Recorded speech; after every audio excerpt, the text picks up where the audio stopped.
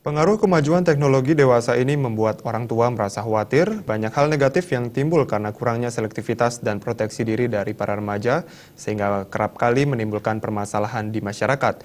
Guna mengantisipasi penyalahgunaan teknologi khususnya media sosial, perlu dilakukan pembinaan dan bimbingan dari semua lini.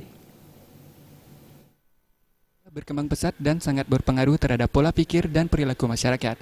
Pengaruh yang sangat mencolok terlihat yakni kian acuhnya generasi muda dengan lingkungan sekitarnya. Sehubungan dengan hal tersebut, Akademisi Pendidikan Wayan Supardi menyatakan pembinaan dan bimbingan terhadap para pelajar harus selalu dilakukan untuk menanamkan jiwa kedisiplinan sehingga mampu memproteksi diri dari efek buruk teknologi di zaman globalisasi ini. Selain itu, orang tua maupun sekolah harus melakukan sidak dan memeriksa isi dari HP para peserta didik guna mengantisipasi terjadinya aksi negatif para remaja.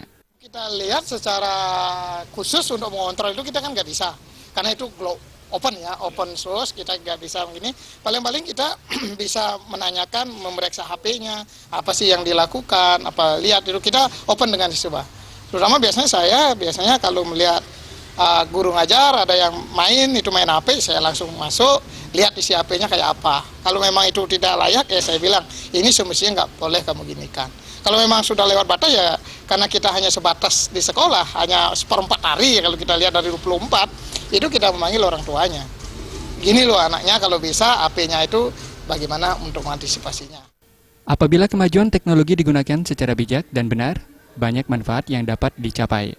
Namun pada perkembangannya, teknologi khususnya sosmed kini hanya sebagai alat untuk ajang yang mengarah ke hal yang negatif, dan persoalan tersebut dibutuhkan penanganan yang serius dari semua pihak. Darta dan Adi Setiawan,